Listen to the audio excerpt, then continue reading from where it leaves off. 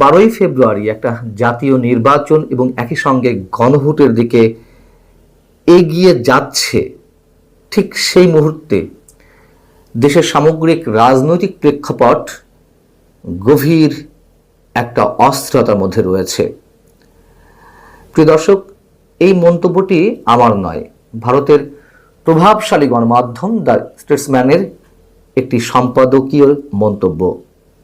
ভারতের অনেক গণমাধ্যম নিয়ে আমাদের মধ্যে প্রশ্ন রয়েছে, বাংলাদেশের বর্তমান সার্বিক পরিস্থিতি নিয়ে অনেক গুজব রটছে, এগুলোর কিছুটা হলেও সত্য। কিন্তু স্টেটসম্যানের মতন পত্রিকায় যখন বাংলাদেশকে নিয়ে সম্পাদকীয় লেখা হয়, এর গুরুত্ব যেমন হালকাভাবে নেওয়ার সুযোগ নেই, ঠিক একইভাবে ভারতের সব গণমাধ্যমের যে চরিত্র নিশ্চয়ই তা এক নয়। স্টেটসম্যানের এই সম্পাদকীয়তে বলা হচ্ছে, কেন্দ্রীয়ভাবে বর্তমানে বাংলাদেশ এক ধরনের অস্বাভাবিকতার মুখোমুখি। ঐতিহ্যবাহী রাজনৈতিক দলগুলো কর্তৃত্ব ও দিক নির্দেশনা প্রতিষ্ঠায় হিমশিম খাচ্ছে, আর ক্রমবর্ধমান মেরুকরণ পরিস্থিতিকে আরো জটিল করে তুলছে। এটুকু কথার মধ্য দিয়ে নিশ্চয়ই বুঝতে পারছেন যে কতটা নৈর্ব্যক্তিক এবং কতটা নিরপেক্ষতার সঙ্গে এই সম্পাদকীয়টি লেখা হয়েছে। বিএনপি প্রসঙ্গে এখানে বলা হচ্ছে, আমি শুধু স্টেটসম্যানে যা লেখা হয়েছে সেগুলোই বেশিরভাগ তুলে ধরছি আপনাদের সামনে, আমার নিজের ব্যাখ্যার খুব একটা প্রয়োজন নেই। এটুকু শেয়ার করলেই আমাদের মনে হয় বোঝাটা অনেকখানি সহজসাধ্য যে কোন পরিস্থিতির দিকে যাচ্ছে বাংলাদেশ। এখানে বিএনপি প্রসঙ্গে বলা হচ্ছে যে দীর্ঘদিন ধরে বিরোধী রাজনীতির প্রধান স্তম্ভ হিসেবে পরিচিত বাংলাদেশ জাতীয়তাবাদী দল বিএনপির ভারপ্রাপ্ত চেয়ারম্যান প্রায় 2 দশক ধরে লন্ডনে স্বেচ্ছা নির্বাসনে। তার দেশে ফেরার ক্ষেত্রে আইনি ও নিরাপত্তাজনিত বাধাগুলো অনেকটাই দূর হয়েছে। আগামী 25শে ডিসেম্বর তিনি দেশে ফিরছেন বলে এরই মধ্যে বিএনপির পক্ষ থেকে জানানো হয়েছে। কিন্তু তার এই ফেরাটা আসলে কতটা সহজ, তেমন একটা প্রশ্ন মোটামুটি ইঙ্গিত করা হয়েছে। এবং সেই জায়গা থেকে জামাতে ইসলামী প্রসঙ্গে বলা হচ্ছে, দেশের চলমান পরিস্থিতি ইসলামপন্থী দলগুলোর জন্য একটি উর্বর ক্ষেত্র তৈরি করেছে, বিশেষ করে জামাতে ইসলামের জন্য। এটা তো আমরা সবাই জানি। রাজনৈতিক দলগুলোর মধ্যে স্থবিরতাকে কাজে লাগিয়ে নিজেদের দৃঢ় ও প্রভাবশালী রাজনৈতিক শক্তি হিসেবে উপস্থাপন করার চেষ্টা করছে তারা। এর মাধ্যমে তারা এমন এক বয়ান তৈরি করছে যা দেশের বহুত্ববাদী ও গণতান্ত্রিক চেতনার জন্য চ্যালেঞ্জ হয়ে দাঁড়িয়েছে। 1971 সালের মুক্তিযুদ্ধ সহ প্রতিষ্ঠিত ঐতিহাসিক বিষয়গুলোকে প্রশ্নবিদ্ধ করে তারা মধ্যপন্থী রাজনীতির প্রতি জন আস্থা দুর্বল করার চেষ্টা করছে। এতে কেবল রাজনৈতিক নয়, বরং দেশের নৈতিক ও আদর্শিক ভিত্তিকেও আঘাত করা হচ্ছে। জামাতের বর্তমান যে রাজনৈতিক বয়ান সেটি সম্বন্ধে আমরা জানি।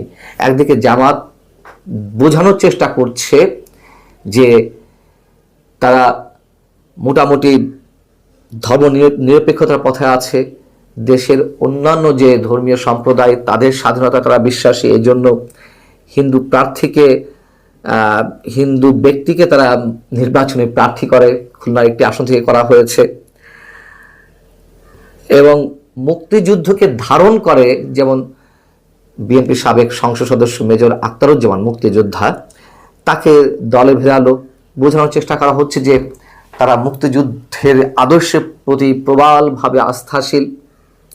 আবার উল্টো দিকে তো আমরা নানান ধরনের বক্তব্য শুনছি, তাই না? কিভাবে নোংরা বক্তব্য দেওয়া হচ্ছে 71কে কেন্দ্র করে, মুক্তিযুদ্ধ 71 প্রজন্মকে কিভাবে প্রশ্নবিদ্ধ করা হচ্ছে। প্রশ্নবিদ্ধ করার চেষ্টা করলেই তো প্রশ্নবিদ্ধ হবে না, কিন্তু তারা সেই কাজটি করছে। এবং সেই জায়গা থেকে জামাত যে একটা জটিল পরিস্থিতিকে নিয়ে যাচ্ছে সেই বিষয়টি ইঙ্গিত করা হয়েছে এখানে। এবং আওয়ামী লীগ সম্পর্কে যা বলা হয়েছে তা হচ্ছে যে এই যে একটা টালমাটাল অবস্থা, সেই একই সময়ে কয়েক দশক ধরে বাংলাদেশের রাজনীতিতে আধিপত্য বিস্তার করা আওয়ামী লীগও তার বিশ্বাসযোগ্যতার সংকটে পড়েছে। আমি বলছিলাম যে কতটা নৈর্ব্যক্তিকভাবে, কতটা নিরপেক্ষভাবে এই সম্পাদকীয়টি লেখা হয়েছে স্টেটসম্যানে, সেটি নিশ্চয়ই প্রতিটি লাইন শুনলে বোঝা যাচ্ছে। বলা হচ্ছে যে দলটির শীর্ষ নেতৃত্ব নির্বাসনী এবং জনগণের ক্ষোভ ও অসন্তোষের সঙ্গে যথাযথভাবে মোকাবেলা করতে না পারায় বর্তমান রাজনৈতিক প্রতিযোগিতায় দলটি প্রায় প্রান্তিক হয়ে পড়েছে। উল্লেখ্য, বাংলাদেশ এর মধ্যে এই দলটির কার্যক্রমে নিষেধাজ্ঞা দেওয়া হয়েছে বাংলাদেশে, এবং আওয়ামী লীগ ঘুরে দাঁড়ানোর চেষ্টা করছে। কতটা ঘুরে দাঁড়ানোর চেষ্টা করা হচ্ছে, তার যে নেতাকর্মীরা কারাগারে রয়েছেন তাদের কতটুকু খোঁজ খবর নেওয়া হচ্ছে, আওয়ামী লীগ কতটা সুকৌশলে সামনের দিকে এগোচ্ছে সেটি নিয়েও অনেক ধরনের প্রশ্ন রয়েছে। সেটি এখানে বোঝানোর চেষ্টা করা হয়েছে এবং বলা হচ্ছে যে এই শূন্যতা কেবল দলীয় দ্বন্দ্বের বিষয় নয়, এটি বাংলাদেশের রাজনীতির কেন্দ্র দখলের লড়াই, যে কেন্দ্র ঐতিহাসিকভাবে উদার গণতান্ত্রিক ও প্রগতিশীল কণ্ঠস্বরের প্রতিনিধিত্ব করেছে। এই অনিশ্চয়তাকে আরও ঘনীভূত করছে নতুন রাজনৈতিক দলের উত্থান, যারা মধ্যপন্থী উদার রাজনৈতিক জায়গা দখলের চেষ্টা করছে। একের পর এক সংগঠনের আত্মপ্রকাশ আমরা দেখতে পাচ্ছি এবং তারা সেই বক্তব্যগুলোই হাজির করার চেষ্টা করা হচ্ছে। জানে বাংলাদেশের মানুষের চরিত্রের মূল জায়গাটি কোথায়, তারা কতটা মুক্তিযুদ্ধের চেতনার প্রতি আস্থাশীল, এবং সেটি শেষমেশ এসে লুফে নিয়ে রাজনীতি করার চেষ্টা করছে, কিন্তু তাদের আবার মূল যে চরিত্র সেটিও মানুষের সামনে ফুটে উঠছে। এই বিষয়গুলো এখানে বলার চেষ্টা করা হয়েছে। এখানে বলা হচ্ছে যে এই নতুন দলগুলো বিএনপির সম্ভাব্য সমর্থনে ভাগ বসাতে চাইছে, আর ভাসমান ভোটাররা গভীর উদ্বেগ নিয়ে পরিস্থিতি পর্যবেক্ষণ করছে। তারা নেতৃত্বের দৃশ্যমান উপস্থিতি, রাজনৈতিক বিশ্বাসঘাতকতা ও আদর্শিক স্পষ্টতার মতো বিষয়গুলো বিবেচনা করছে একটি অত্যন্ত মেরুকৃত পরিবেশে। যেহেতু বাংলাদেশের রাজনীতিতে মেরুকরণ চলছে, ভাসমান ভোটারদের সম্বন্ধে আরো বলা হচ্ছে যে বিশেষ করে সেই ভাসমান ভোটাররা যারা ইসলামপন্থী প্রভাব নিয়ে শঙ্কিত, আবার প্রচলিত দলীয় রাজনীতির প্রতিও সন্দিহান। খুবই যৌক্তিক কথা, খুবই যৌক্তিক প্রসঙ্গ। এদেশের মানুষ তো আওয়ামী শাসন দেখেছে, এদেশের মানুষ বিএনপি শাসন দেখেছে, জাতীয় পার্টিকে দেখেছে। তারা প্রচলিত ধারা নিয়ে তো অবশ্যই অনেক ধরনের প্রশ্নের মধ্যে আছে। আবার কথিত ইসলামপন্থী দলগুলোর যে উত্থান, যেখানে প্রায় অর্ধশত মাজার এর মধ্যে গুড়িয়ে দেওয়া হয়েছে, কবর থেকে লাশ তুলে পুড়িয়ে ফেলা হয়েছে, ধর্মের অবমাননা করা হয়েছে, এই অভিযোগে চারিদিকে একটা উন্মাদনা, ওয়াজ মাহফিলের মতন জায়গাতে মুক্তিযুদ্ধকে নিয়ে কটাক্ষ করা, দেশের হাজার বছরের যে প্রবাহমান সংস্কৃতি তার উপরে আঘাত করা, এগুলো তো মানুষ দেখছে। সেই জায়গা থেকে তো অবশ্যই মানুষ আতঙ্কিত, শঙ্কিত। সেই বিষয়গুলোই খুব সংক্ষেপে স্টেটসম্যান তুলে এনেছে এবং বলা হচ্ছে যে এর প্রভাব কেবল বাংলাদেশের ভিতরেই সীমাবদ্ধ নয়। রাজনৈতিক কেন্দ্র যদি ইসলামপন্থী আধিপত্যের দিকে সরে যায়, তবে আমি এখানে একটু সবসময় দ্বিমত পোষণ করি যে সরাসরি ইসলামপন্থী রাজনৈতিক দল বলা হয়, আমি এটির সঙ্গে একমত নই। বলি কথিত ইসলামপন্থী দল। যাই হোক, রাজনৈতিক কেন্দ্র যদি ইসলামপন্থী আধিপত্যের দিকে সরে যায়, তবে তা আঞ্চলিক স্থিতিশীলতা, সীমান্ত পারের সহযোগিতা এবং সংখ্যালঘু সম্প্রদায়ের রাজনৈতিক ও সামাজিক পরিবেশের উপর সুদূর প্রসারী প্রভাব ফেলতে পারে।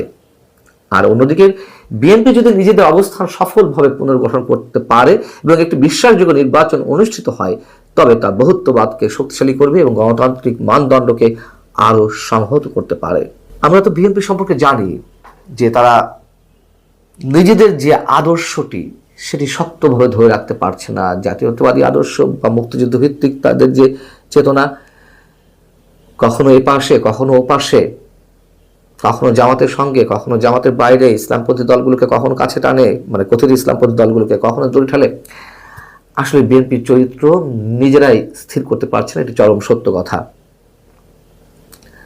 কিন্তু যদি সত্যিই পারত, তবে অবশ্যই বাংলাদেশের রাজনীতি নতুন একটা চেহারা পেতে পারত। শেষে বলা হচ্ছে যে আগামী কয়েক মাস কেবল কে দেশ শাসন করবে বা মানুষ যেটা নির্ধারণ করবে, এগুলো বিষয়ের মধ্যে সীমাবদ্ধ নেই, বরং আগামী বহু বছরের জন্য বাংলাদেশের গণতান্ত্রিক গতিপথ ও সামাজিক সংহতির ভিত্তিও গড়ে দেবে।